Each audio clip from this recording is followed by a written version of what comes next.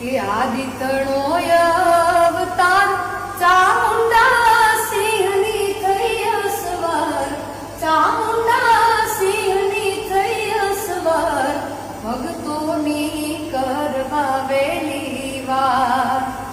કે ચોટીલા ડુંગરે બેહણા તારા ઉગમણે દરબાર, કે બે મુખ વાળી મૂર્તિ શોભે, બે મુખ વાળી મૂર્તિ શોભે, હેમ ત્રિશૂળ ધરનાર, ભક્તોની કરવા વેલી વાર.